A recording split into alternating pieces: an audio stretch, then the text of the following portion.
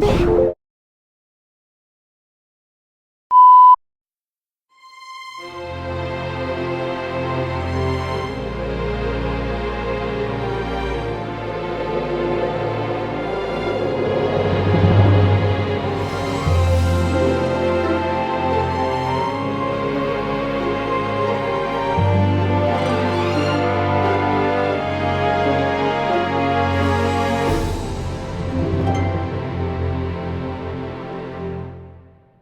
have a stuffed ostrich in your in your kitchen? I do. I admit it. I admit it. I've got some unusual taxidermy, and that's the most unusual.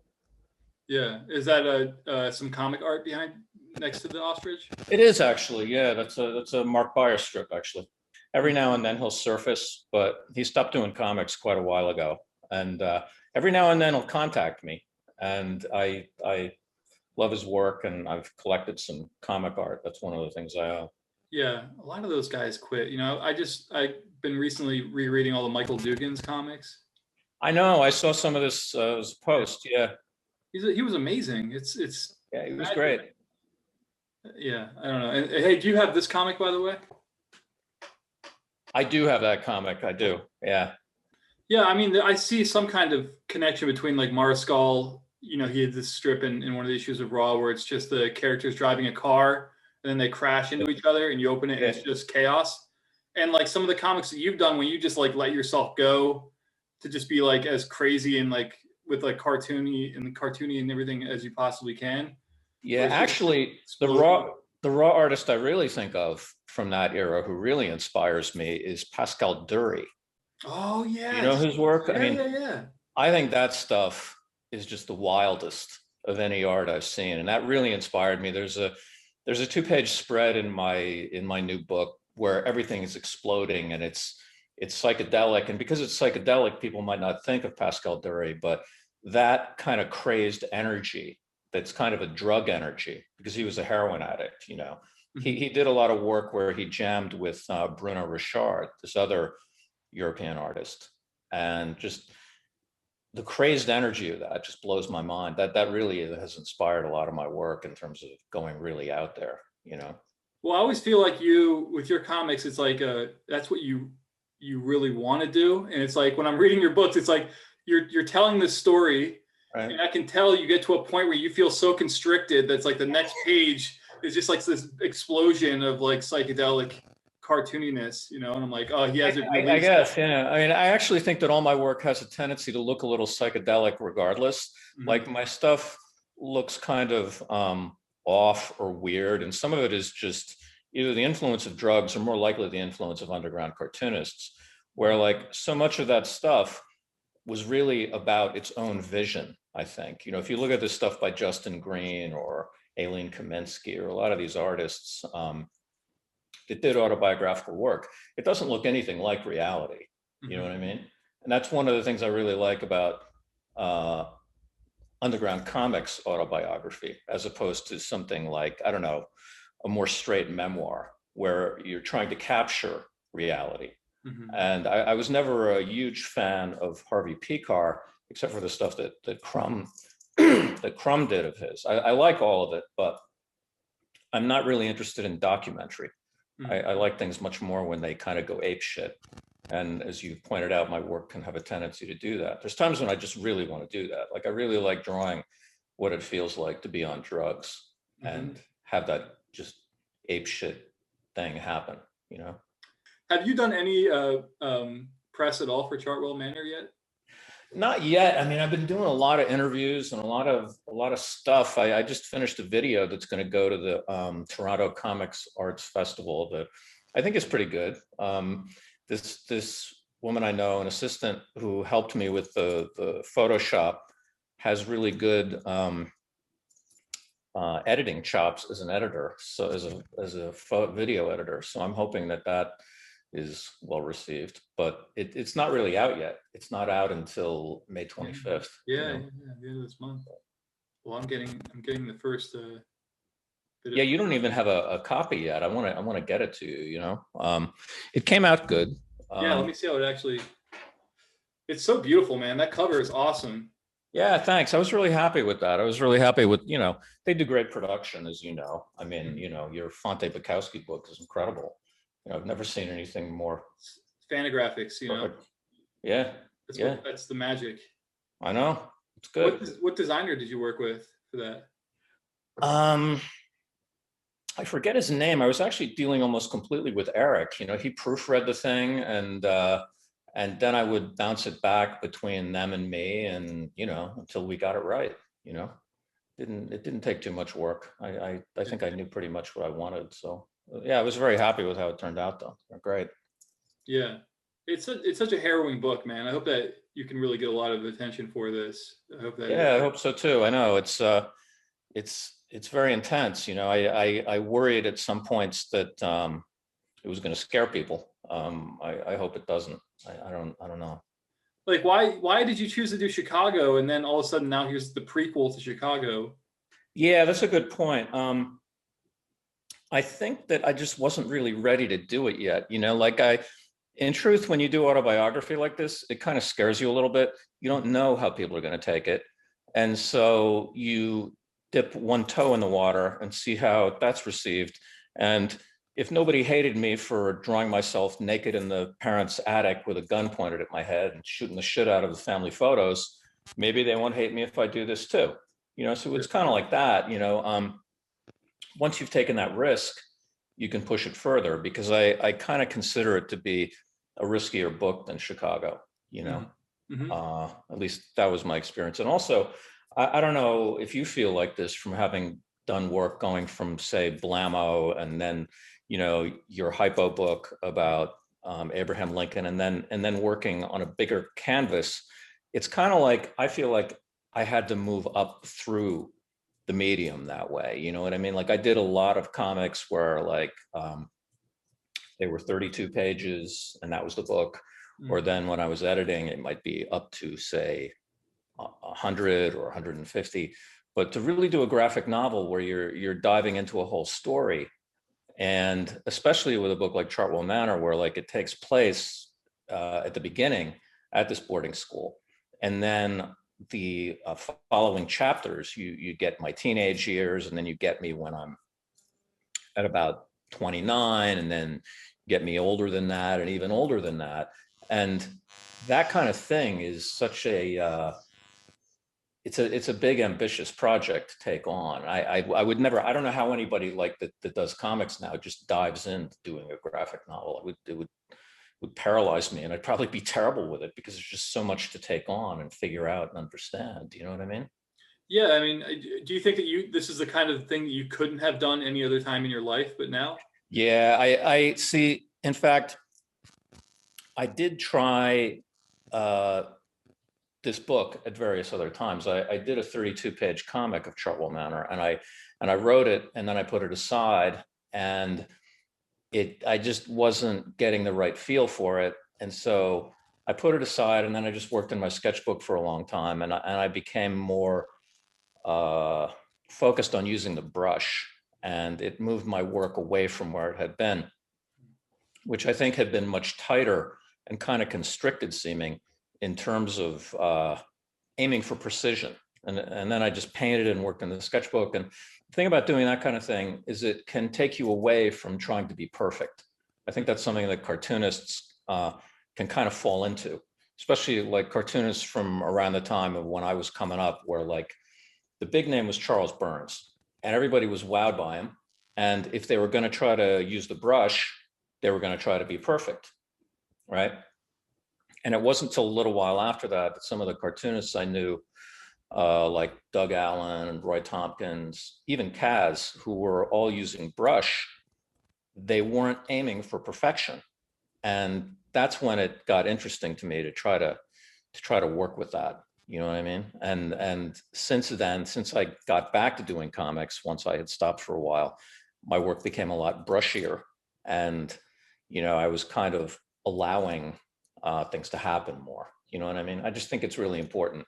It's hard to do with comics because there's such an element of precision in it. You know what I mean? You're always aiming for that. You're always trying to make things perfect. And as they say, it's the enemy of the good. If you can, like, I love Panter's work, Gary Panter's, and I love Bruno Richard's for this reason, that a lot of stuff can be just kind of grungy and it can be allowed to happen, you know? Yeah. So, like, what era was that when you switched to brush? Because you had like Avenue D, wasn't Yeah, that?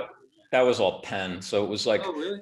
yeah, this is the other thing. You know what a lot of cartoonists do for a while is like they'll ape brush techniques with a pen, where they'll like use the pen and then they'll fill in the line and then they'll change the width and all that kind of shit. You know what I'm talking about? Yeah, yeah, Like yeah. a lot of cartoonists end up doing that until they have the guts to switch to brush, Oh. because you can't have total control with it, but you end up usually with something better, you know? So it was a process of moving the work in that direction, I guess. So this would have been like in the 2000s or something when you were like, okay, now I'm going to switch It would have been, yeah, a little bit in the end of the last century too. But you know, as time progressed, I got to where I wanted to do it more and more. You know, Was I just that wanted so? I to haven't seen any of the work that you did for Zero Zero because I don't have any of those issues. But what were you contributing to Zero Zero? I did some different strips. I didn't do a lot of work for them actually. That was all in pen. I did a cover. You know, Hmm. I didn't do all that much. You know, Was that I Kim Thompson editing that? that's correct. Yeah. So Yeah, I he wish was you would really, collect that. That's what you should do next, Glenn, is collect all this random stuff that you did. All the gutter snipe, like all that stuff could be a book. The comics that you did that were your own, that were in Hotwire, and just put together a collection. yeah, it's a thought. I mean, I've thought of doing it. Um, at the moment, I'm just like more focused on getting this kind of work done. I don't know how it goes for you when you did Fonte Bukowski, if you're focusing just on one thing or if you're capable of doing a lot of other things with it. But Yeah. I find it kind of difficult to do that. I really need to have all my energy directed at one thing. Yeah. Um, you know, like I've started my next book, and I know I need to do that. That's the way I can do my best work, is to be totally focused on it and be doing nothing else. You know what I mean? Yeah. But I feel like this, and I can edit this out if you are okay with, but it's like, I feel like this book is going to bring you up a level where people are going to be going back and trying to find your other stuff. And I think that an artist should always have like not only their own graphic novels, but like an author always has their novels, but then they have their collected short stories. Right, right. So you should have that. You should have that available for people. I mean, you know, maybe I should talk to Eric and see about republishing some of the stuff from before. You know? Yeah, yeah, yeah. I mean, it's like selfish because I want that stuff, and I don't have any of the early. I think was it the stuff that you were self-publishing? Was that Avenue D?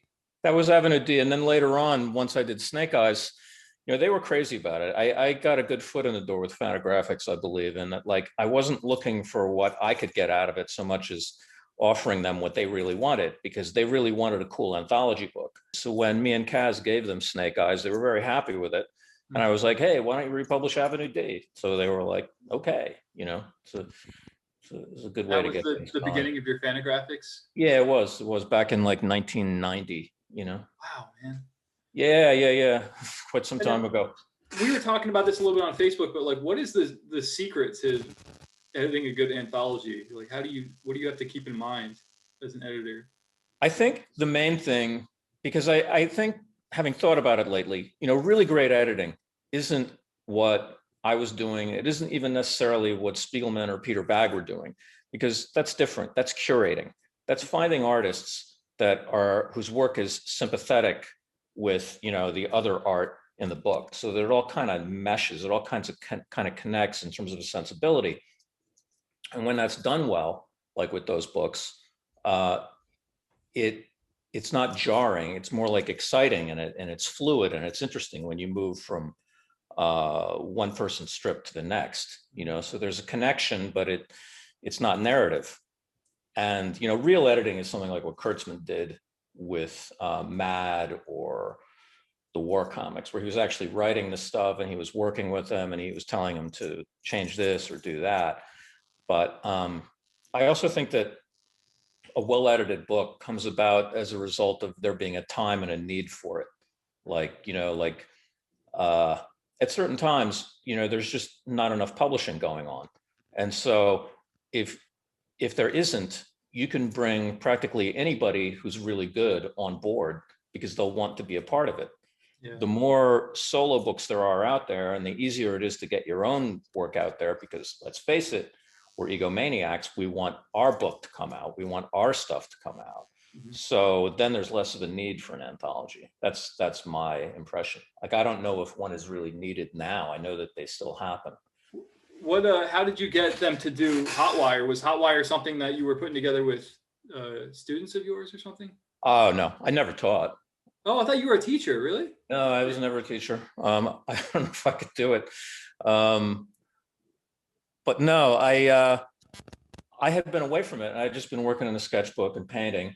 And I felt like I didn't really want to try for the whole juxtapose thing, you know, the LA lowbrow art scene. I was just like, I didn't really believe in that enough to want to try to become a part of that. Mm-hmm. So that's when it hit me that, like, I was probably going to get back into doing comics. And surprisingly enough, when I called Kim Thompson, he was fine with it. I was really surprised, because I hadn't done anything in a while, but he really liked the idea. Yeah. You know, he was always into Snake Eyes and other stuff that I had put together. And 0 was actually, you know, the inspiration for that was Snake Eyes. You know, he loved that, and he wanted to put something out that could come out more regularly. So that's why he did that, and that had that kind of feel to it. And you could see that a lot of the artists that were in Snake Eyes were also in 0. You know what I mean? Yeah.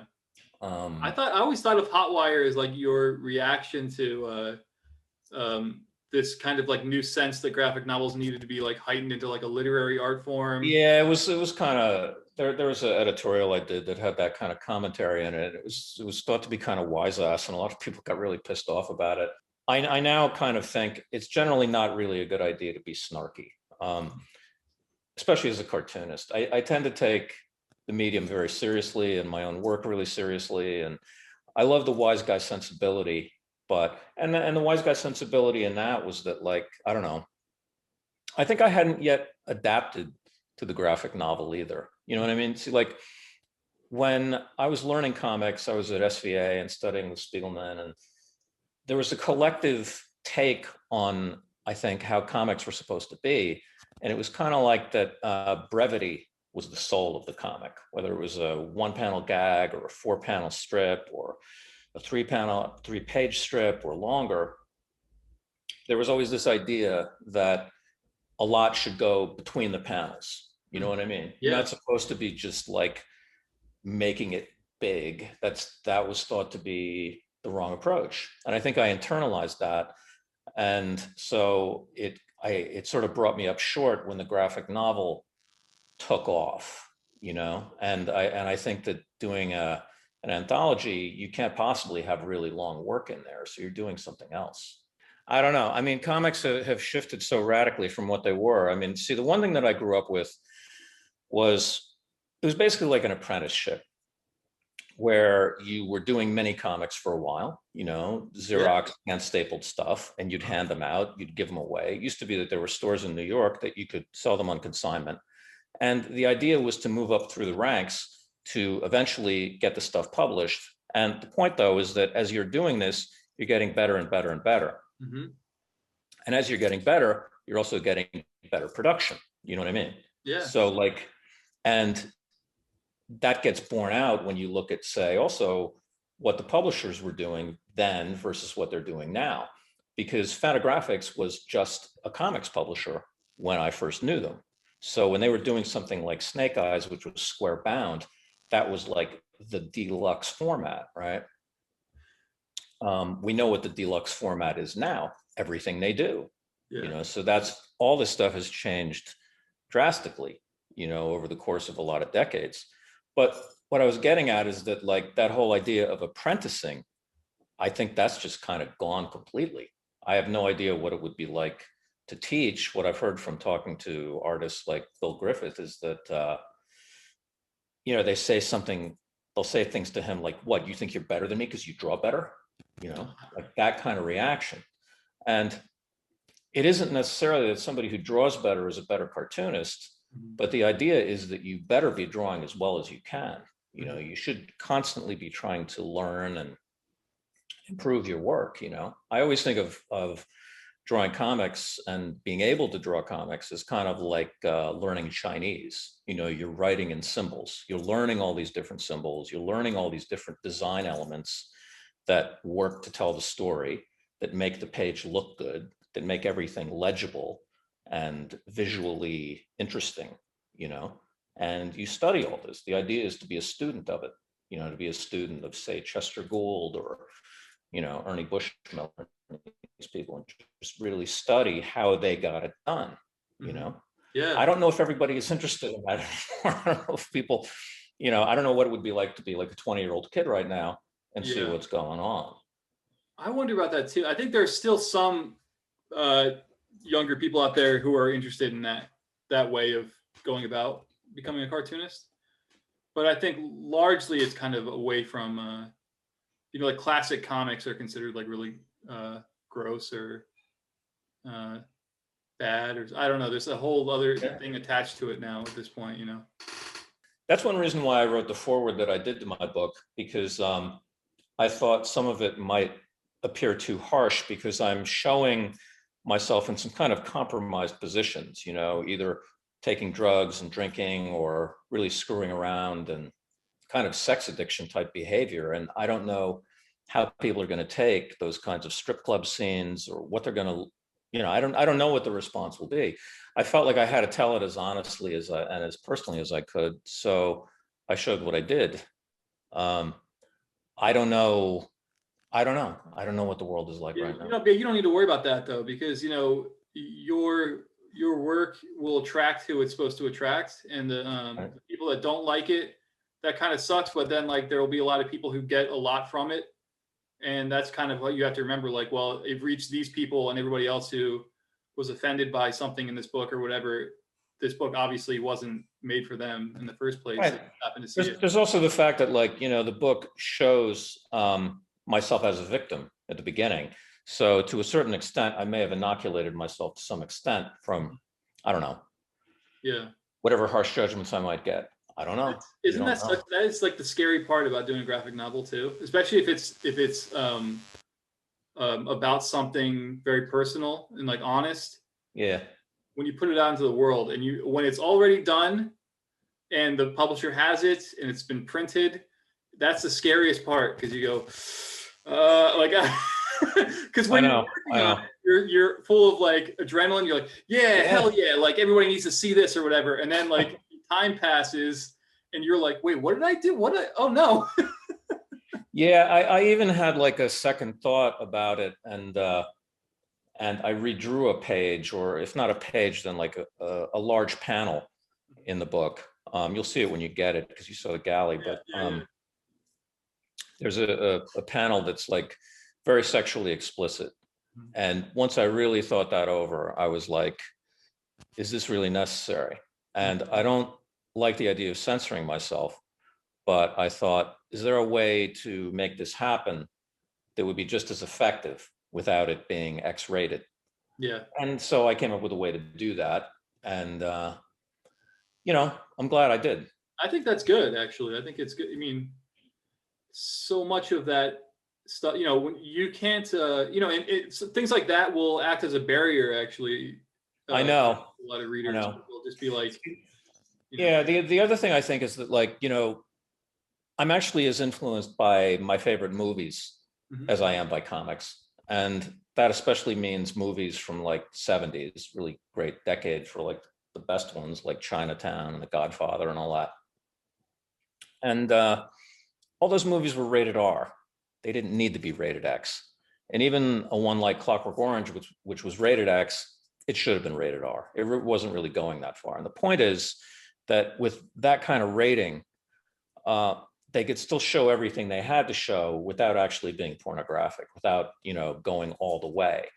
And I think that's actually sometimes a problem with underground comics, is that they became so in love with pushing it as far as they possibly could that they would never have asked themselves, you know, how far is too far? Does it have to go that far, you know? Yeah, I experienced, you know, after S. Clay Wilson died, I got the 3 volumes of his books from Fantagraphics, his complete work. And I just sat there and read them. you know, for a week or so. I didn't read anything but S. Clay Wilson just because I was never really a fan of his work, but I felt like, oh, well, let me just like, you know, out of respect, let me just take in this guy's work and try and find some kind of value in it, and get past my revulsion, you know, that's just like initial, just like, Right. Yeah. and I did find something about it that made me really appreciate it. And that's that his graphomania is like Right. kind of unparalleled, and the energy that he put into each drawing and stuff is just like you know, I can appreciate that and stuff. But you know, as far as like storytelling value, there's zero, you know, and That could be, yeah. yeah, the whole idea of just like, I'm going to draw something so repulsive that's going to put off everybody that sees it. Right. Personally, I don't even see the value in that. Like, I mean, I guess like it's like I don't either, but that was a kind of thing that happened even more as it was like repeating himself. And it's like the thing that I often think of is like the best work versus less good work. And the best work is something that's coming from within, you know, that you're doing because you have to do it. Inferior work is work that's done from the outside, trying to shock people. You know what I mean? Yeah. Because you're not doing that because you have to do it, because it's something that really grows out of you personally. It's something that you're looking at the world around you and you're aiming at them with it, which is just, for me, going to be a little inferior. That's what you have when people are trying to be offensive. Mm-hmm. So, you know, that's always a problem with it. You can respect it because it's from that era when it really was offensive, you know? Yeah, I know that's something they were aiming for, and that, you know, that's very limiting. You know what I mean? I don't know. I mean, design-wise, I think he's really original. I thought his work was really original. I just thought it just kept hitting the same note way too often. Yeah. When it actually got quiet and thoughtful, which was really rare, it would get interesting. But a lot of the comics from that era weren't really about that. And the problem with a lot of them too, actually, a great many of them, is that they were kind of like run-on sentences. A lot of those strips really weren't worked out as comics, where, you know, there's some real exceptions to that, like Kim Deitch or Art Spiegelman, where the stories were very well worked out. Mm-hmm. But they're really the exceptions. I think that in a lot of cases, these guys were just like doing run-on sentence comics, and they would end where they would end. They wouldn't necessarily be a satisfying ending or one that even made a lot of sense. They just run out of pages and that would be the end of the strip. There was a lot of that going on, and it was kind of a free-for-all, you know? So there was an excitement in that free-for-all energy, but it wasn't necessarily thoughtful or worked out. You know? Yeah, I think that's true. There's an energy that's exciting. Like I don't want to get rid of those books because I'm like, I still actually like this, even though it's so like crazy and stuff, but like, because there is so much energy into it that like I like it, like I like having it here. But you're right, like eventually you're just like, okay, but what else you got?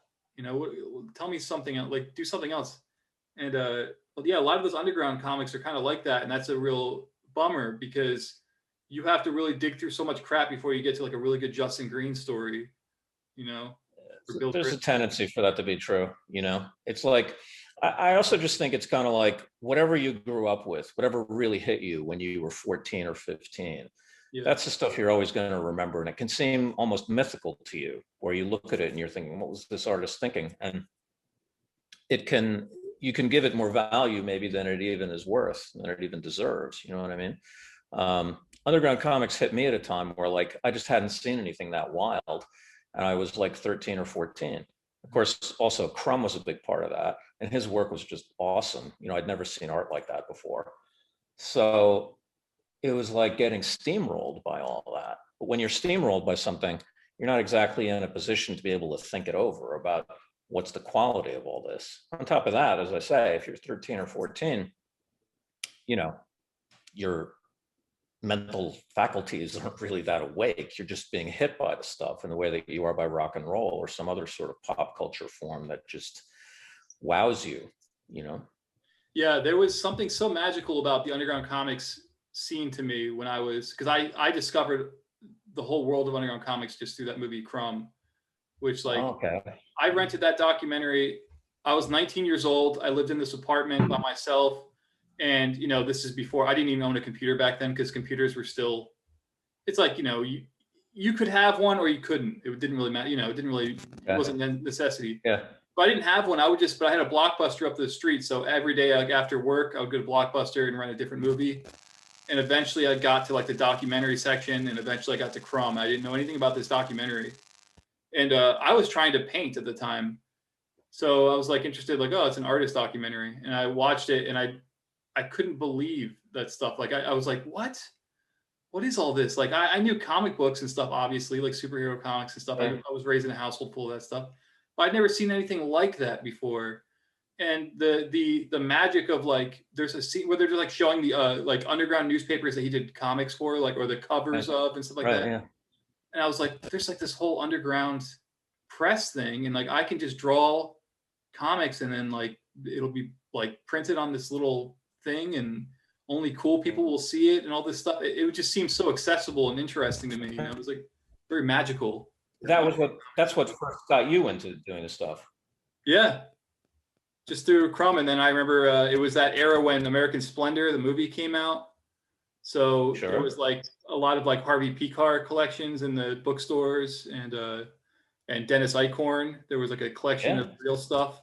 Yeah. And yeah, man. And I now I think back on that era all the time. Like, God, that was so fun. There was so much to discover, Yeah. And because of that, I had like an art show, and this guy said like, "Oh, your comics kind of look like underground or your drawings look like underground comics. Like, do you know that book, Rebel Visions?" And I was like, "No, what's that?" He's like, "You don't know Rebel Visions? It's like this book that Fantagraphics put out." And he gave me a copy of it. And do you know that book? It's like I've got it.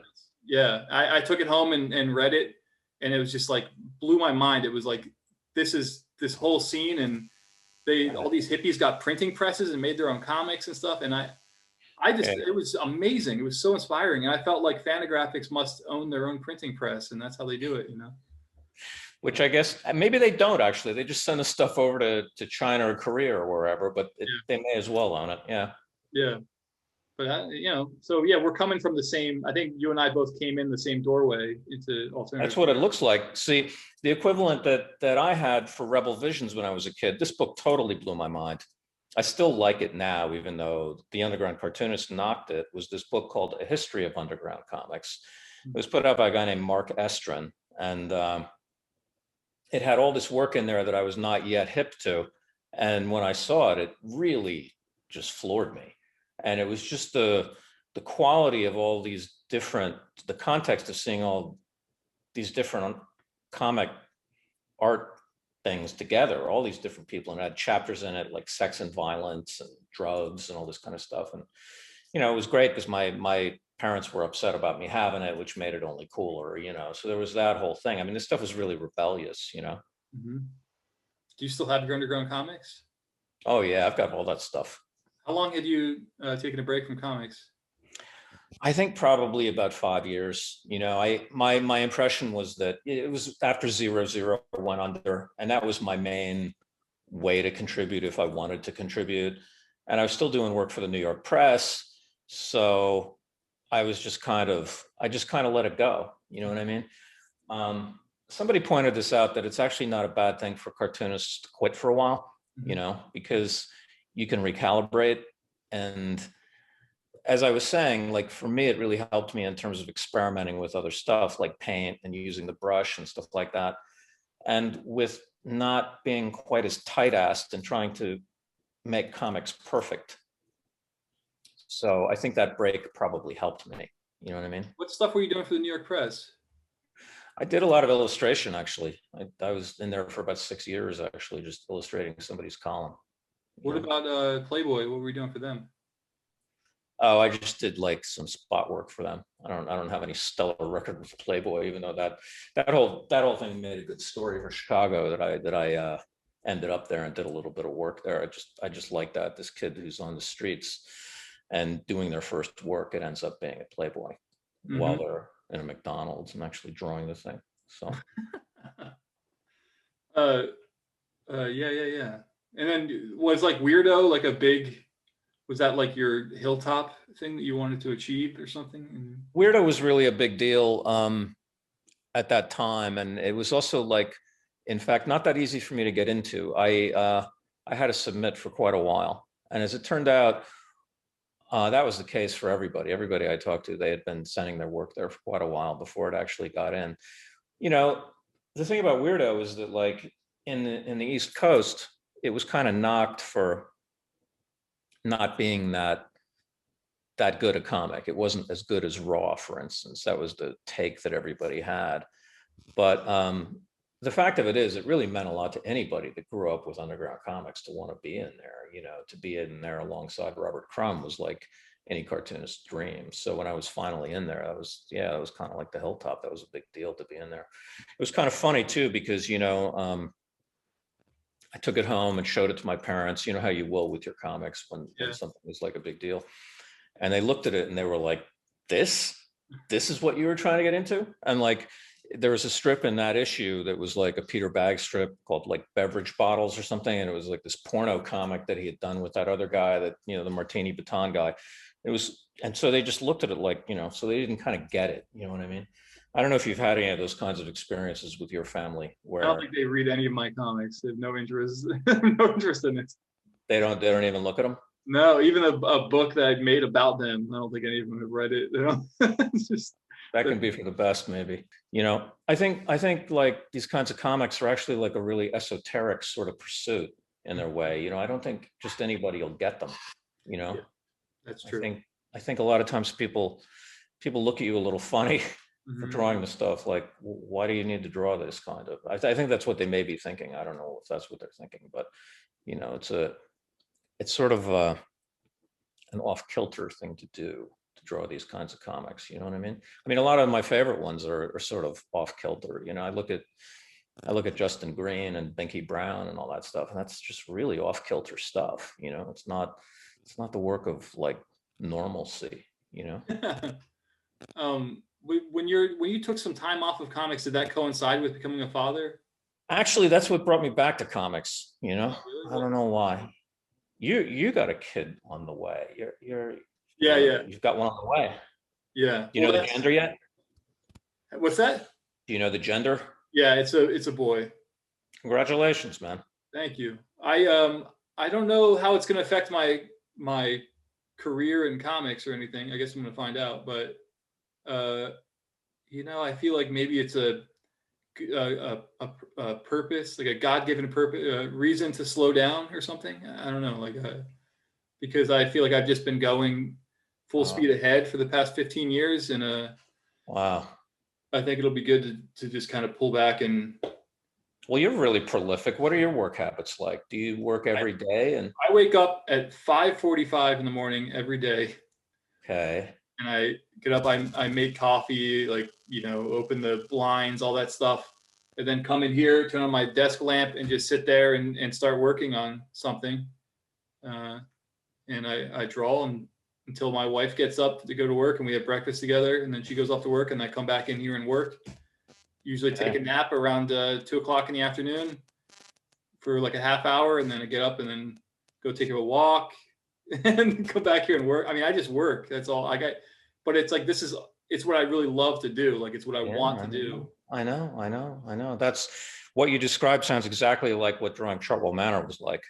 Really? You know, I've never worked harder on a book than that. And I was working 7-day weeks for five years. You know, I didn't take any time off, except my wife and I took some trips on occasion, but very rarely. And you know, with COVID, there's really nothing else you could do but work. But really, for the last 5 years, it's been very intense like that. And I find that if you're working all the time, it can get to where the drawing becomes automatic.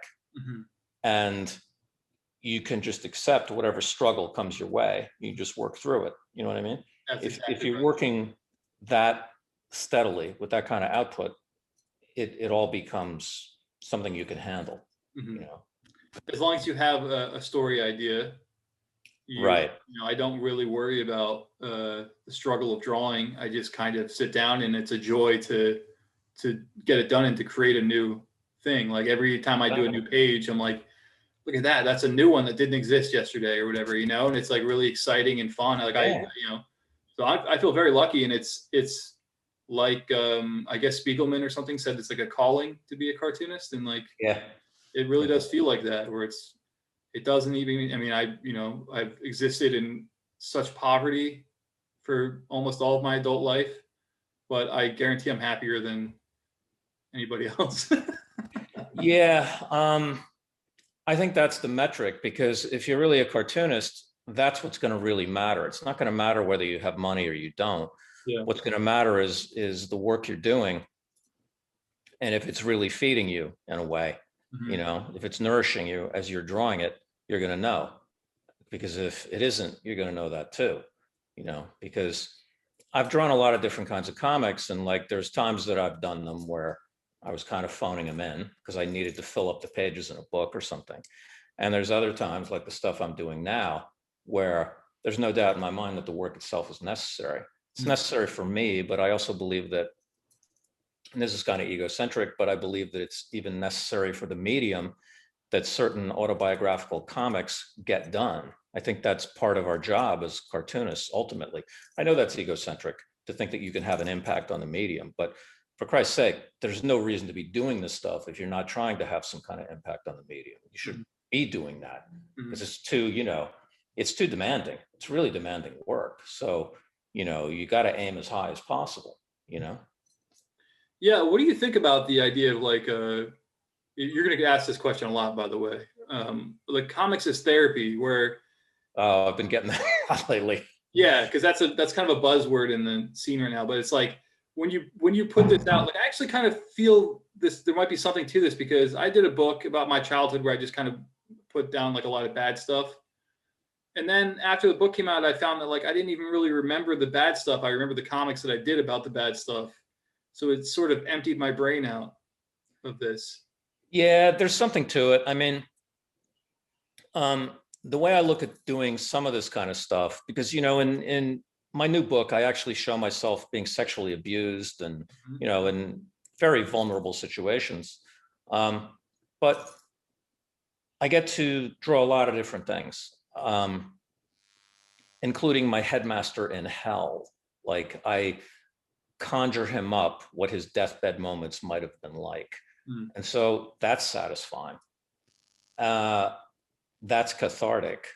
But what I often think is that like um, the best catharsis, the exorcism in something like this is just drawing it. That like if nobody stopped me, and believe me, if you have a headmaster like that, it's their job, I think, as they see it, if they see it at all, to ruin you. That's what that kind of sexual abuse is about. That kind of overpowering of others is to ruin them, is to destroy them. And so there's also the aspect, not just of therapy, but of revenge. If he had fucking destroyed me, I wouldn't have drawn this book. But because I'm not destroyed, I drew the book. So there's the other therapy, you know what I mean? If, or catharsis or whatever. I actually think though that like the therapy comes into play when you're in therapy, and that's where you do the therapy. And when you have integrated those experiences into your life enough that you can use them as material, the therapy is over, and that's when the art starts, right? I don't tend to think of the art as the therapy. I think the therapy is done so that the art can happen, you know? I'm not really crazy about these comics, these graphic novels I've seen where people draw themselves in the therapist's office, you know what I mean? Yeah, There's yeah. something that can seem to me like really self-indulgent about that, you know, that like they should go through that. And then when they've gotten through it and they have figured out how they feel about that issue, they should draw that, as opposed to giving me, you know, a front row seat in the therapist's office, you know? Well, how many times did you have to relive these experiences while working on this book? I mean, I assume you wrote it all out before you drew it, right? Of course, yeah. So that's one time, and then you're inking it. Well, yeah. Hence, like you're composing the scene of these horrors. You know, I feel like that's you have to be in that space all the time. That must be kind of hell in itself, you know. Actually, that's the irony. You know, as I said, I was working on this full time for 5 years. The actual process of doing the work was really pretty enjoyable. You know, it wasn't harrowing to experience that. So no, that wasn't difficult. a lot of the time I look at this, that some of this kind of stuff, it gets to where it would be harder not to draw this book than it would be to draw the book. You know what I mean? Because it had been sort of sitting there, it had been on the table, so to speak, for a lot of years. You know, like I said, I'd done it as a 32-page comic. I'd written it, I hadn't drawn it, and then I'd put it aside. So you kind of feel like some of these things are just waiting for you to Yeah. do. Do you know what I mean? Yeah, definitely. You know, there's some material that you just feel that way about, that this has to happen. This is something that in my life, this book should happen, regardless of how anybody takes it. It just has to get done. Do you know what I mean? And I mean, I would imagine that Justin Green felt that way about Catholicism stuff, you know. yeah, right. Well, religion is something that's, if you were raised in it and you fell out of it, a lot of people don't understand that. It is really important to work that out, to be like, what the hell Sure. was that whole thing? I mean, that was the whole purpose of me doing the last book that I did. That's not out yet. The Mormon book was like, I'm trying to go back and work out what the hell was this religion that I was raised in, like, that I didn't even know anything about. Like, what exactly was that? And like, was it something that I was taken away from, that maybe I would find value in as an adult? You know, was I robbed of something, or was I saved from something? You know, so that was the whole purpose of doing that. And I think with Justin Green, it's like, I see that, like, if you're raised in some kind of religion and it's intense, Yeah. you really do have to work that out eventually. And a lot of cartoonists do that. I mean, I guess Crumb kind of did that, and Joe Matt, you know, these Yeah, sure. Catholics and stuff, you know. Yeah. So, but I feel a lot lighter having done Having that. done it. Yeah, definitely. So I Oh, I think look forward to seeing that. What's the name of it? it's called Joseph Smith and His Mormons, and it's just Yeah. the history of the founding of the church. I Okay. just went back and researched all of it, and just drew it straightforward as the church was Okay. created, you know, like where it all came from. And so I knew, and then I could decide for myself if I felt like the origin of this religion had any truth in it personally, and it wasn't going to gain it from watching an episode of South Park or something where they made fun of it. Like, I said, Right. all right, Sure. well, let me figure this out on my own, you know.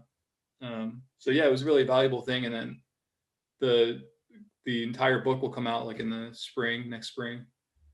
So That's great. I look forward to seeing that. Have you drawn yourself in it as well? Is that also part of it, or is I it had mainly just? a version of it that I was in, but when I was probably halfway through, I was like, let me get myself out of this, and Okay. not make it about my journey, and just have it be the story, and then the reader themselves can be the person going on that journey, and I don't have to be narrating anything for them, you know. Yeah. I noticed that in Fonte Bukowski, you know, it's more than like Alfred Hitchcock cameo of you being in there, but it's not like you're really big in the story. You're there for a while Yeah. with Fonte Bukowski's girlfriend, right? And then you're gone. You're like, this is depressing. I'm out of here, and that's that. You Well, know what I all mean? that was just because, like, you know, when you do a book like Fonte Bukowski, everybody's just saying, "Is this you? Like, is this you?" You know. Right, right, right, I'm like, that's not me. This is me. Here I am, right here right. in the book. You know. Yeah. Yeah. And that, I wish I could return to that. I mean, you could have done Fonte Bukowski, I feel like, because I've read some of your early comics, and a lot of them really are Fonte Bukowski. Like, even like the snowman character and stuff like Yeah, that. no, I was totally into that. I mean, right before I gave up drinking, which is in Chartwell Manor, um, I was corresponding briefly with Bukowski, No and that kidding. just kind of blew my mind to be getting letters from the guy. It was like getting a letter from Hemingway or something. You know what I mean? And there were even little cartoons on it. And this was right before I gave up drinking, and like I kind of felt like I got to go this way or I got to go this way. What's it going to be? You know what I mean? Yeah. Because if you get to a point with your drinking where you know you can't do this much longer because you've sort of fallen through something into another, which is what alcoholism's like, falling through these different trap doors. And I think that I was having that happen. And at the same time, getting these letters from him, I was kind of like, wow, I should be a real hardcore creative alcoholic, just like my hero, you know, but like some part of me was like, this is bullshit, man. You got to get out of this. This is going to kill you. You know what I mean? Because Yeah. it's really hard on your system, man. It's just, it really wrecks you, you know? So Yeah. So will you tell me a little bit about when Art Spiegelman was your teacher? Do you remember any of that stuff? I remember it only too well. I had him for 3 years, and I got roasted by him the first time I showed him anything. I was nearly in tears, and I was 23 at the time, and if I was any younger, I would have just walked out for good completely, because he was merciless in the way he was roasting anything, especially then. So, but for whatever reason, I made myself come back and show him, So I would come back, and at the same time, I would mouth off. He showed Master Race, and I was really knocking it. I said it sucked and all this kind of Oh stuff. no. I still don't like that script that much. What? Really? I'm not crazy about it. Yeah, it's too heavy-handed. I remember saying back then to him that it reads like a New York Post headline. It's got that kind of, it's too over the top. So anyway, I didn't do myself any favors with him. That's the main point. I had him for 3 years, and like at the same time, I was a good student. So like I would pay attention, because see, the one thing you can really learn in art school, you went to art school, right? No. You didn't? No. Wow. Well, the one thing that you really can take away from art school is you can learn that you don't know what you're doing. You learn that you don't know how to draw, and you learn that it's going to be a process if you're ever going to learn how to draw. You know what I mean? There's a scene in this movie, Crumb, where Robert Crumb says to his son is like, well, you didn't go to art school and you're rich and famous. And Robert says back to him, we're not talking rich and famous, we're talking learning how to draw. Yeah. And I think that like, that was the great thing about dealing with Spiegelman, was realizing that the idea is to be a student. And that's what I've tried to be ever since then, a student of drawing and a student of comics, where there's always more to learn and all that kind of stuff. And it just keeps going on like that. And that particular time was a really good, I think it was a really fertile moment for comics and for, most of the other students I knew, like Mark and Kaz and Jay Polga and Paul Karazik and a lot of these other artists. It was a time where like comics had become art, but not to the extreme degree that they were going to be. They hadn't like totally gone through the roof as like this serious art form that they were going to become. This is my memory of it. And there weren't that many people involved in it at this particular time either, in the early 80s. And then what happened, see, out of that 3 years, right, all of us were really getting good, and he was realizing it. And we had put out a student anthology book called Bad News. Yeah. The first issue of which was obviously good, and the second issue of which was just about great. It was about that good. It was really getting there, and it also had this great energy because it hadn't solidified. This is what happens to any book. It always happens to cartoonists, but it really happens with comics anthologies. They tend to solidify at a certain point. That's when the editor knows exactly what he wants, right? Mm-hmm. And that's when it goes downhill. It solidifies, it fossilizes, ossifies, and it may still stay good, but it's not a moving shark anymore. It's standing still. It's just doing what it did. You know what I mean? So anyway, this was a like exciting comic that we had all put together, and it seemed like Art Spiegelman became aware of that, and so he killed it. He ended that book, and well, Mark was editing it. And he was like, "That's it," and that was the end of it. Yeah, Bad News is a great anthology. Yeah, that sucks. Well, it was really good. I mean, it could have gone places. The truth of it is, that's what that became Snake Eyes. Finally, within a few more years after I got sober, I was going to do a 4th issue of it, and Kaz called me up and wanted to get involved, and I was like, "Yeah." And then we were like, "Well, let's change the name." So we did. And that's what happened there. Oh, okay. So all these things, sort of grow through one another and feed one another. You know what I mean? Yeah, and it's all the same contributors as Bad News. Well, yeah, a lot of them. You know what I mean? It's Paul Karasik was a student of Art Spiegelman's at the time you were? All of us had been practically. It's just Snake Eyes, we reached out to other people that weren't involved in it, but it's what it grew out of. It came out of that New York energy. You could see that. You know what I mean? Yeah. Interesting. Yeah, I didn't know about all that stuff. It's weird how those. Yeah, that was just New York intrigue of the time that was happening, Yeah. you know. 3 issues. All those anthologies last like 3 issues for some reason. Well, it can take a lot of, have you done any editing? Have you ever thought of No, editing a book? I'd like to. I actually have been playing around with it, but now talking to you, I'm like, yeah, maybe he's right. Maybe we don't really need an anthology right now. Maybe we'll just wait until. I don't know. There are those who disagree. I just think like the problem with it, everybody will tell you this, everybody who's done it, from Crumb to Spiegelman, maybe even Kurtzman and Peter Bagg, and I went through this too, which was it just takes up all your time. It takes you away from drawing your comics, and it's going to. You're dealing with all these different people. On top of that, I got to tell you that like psychologically, it's really hard on you because like you piss people off. You can have an enemy for life that you didn't earn if you're not helping them because they want to be in this book. I mean, it's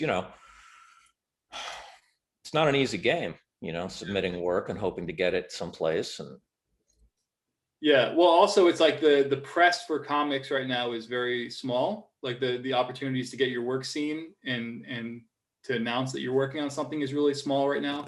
Right. Any kind of venue that is around that people are paying attention to, a lot of people will try and get in on that. What do you do when it comes to like comics?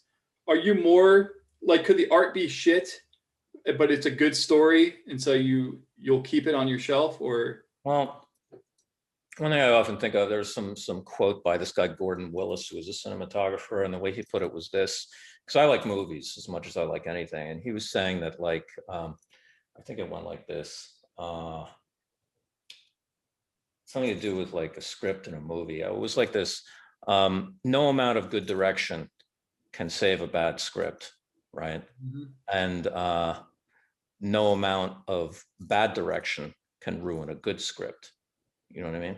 Yeah. I don't even think that's completely true, but that's true, but it sounds good. But it sounds good, and there's truth in it, in that like basically if you've got something to say, if you've got something that you can put across visually, even if it's crude, it's gonna grab the reader. Yeah. You know what I mean? I mean, like there's this tendency in comics that we've been seeing since forever, going back to like Jack Kirby type stuff, where like people just love the excitement of a splash panel. They love the excitement of like really vibrant drawing and all that kind of shit. I love that too, but the way I tend to look at it is that a little goes a long way. I really love comic book excitement, but if it's brainless and there's nothing going on underneath it, it's just kind of insulting to the reader, because you want something more than that. You know what I mean? Yeah. Even if you don't know you want something more than that, you want something more than that. So, I mean, I don't know. I mean, on the other hand, if something was done in stick figures, I doubt I'd want to read it, but I just like, the art isn't enough. You know what I mean? I feel like a lot of the stuff I did, I often feel like it's your job to get out of the way of what you're doing. You know what I mean?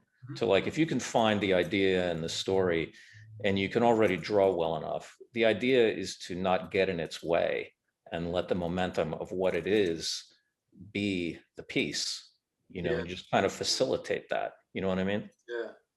What was that whole thing about? Like last time I saw you, we had dinner together with Newgarden, Leslie Stein, and there were like some gangsters behind us. Yeah. See, do you remember it? I mean, like I don't remember. I was trying to tell my wife about it. Like, and then there was like this guy. Well, there had been this obituary, right? And like I mentioned it because it was peripheral to what the conversation was. Mark was talking about something with family members and relatives and stuff, and it hit something, and I was like, oh yeah, that reminds me, there was this obituary of this guy, this gangster, a real hardcore gangster, and it was just fortunate that I wasn't saying he was like a motherfucker or a killer or a scumbag, because as it turns out, as I'm talking about this, somebody, this is like something you wouldn't really believe was true, was listening in on what I was saying.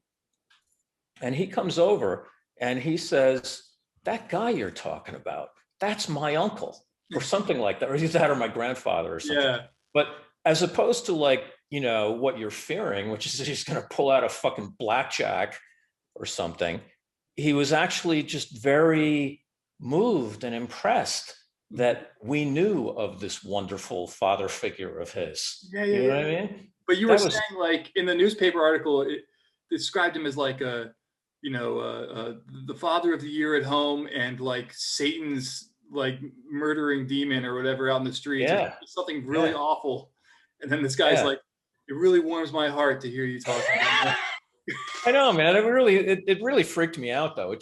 It's weird when you don't know people are overhearing the conversation you're having, and especially when it's a conversation about a mobster. You really start worrying that you're gonna fucking end up in cement. You know? Yes, I love that. And Mark was just like, well, that's a real Brooklyn story for you to take home now. That was a real Brooklyn story. I don't have that many of them, so I'm glad you were present for that, Noah. It's Yeah, that true. was incredible. And then like right after that, I remember I went to the airport and everybody was wearing masks, and it was the first time I saw that. I know. I know. I had COVID about a month after that, and I even kind of wondered if I got it that night at Desert Island. My wife doesn't think so, but I was pretty cautious because, you know, you're right. Right after that event, masks were on, people were watching out. That was the beginning of it. Well, all right, man. Well, hey, I want to thank you for giving me your time. Yeah, I really appreciate you having me on, though. It's really good to talk to you.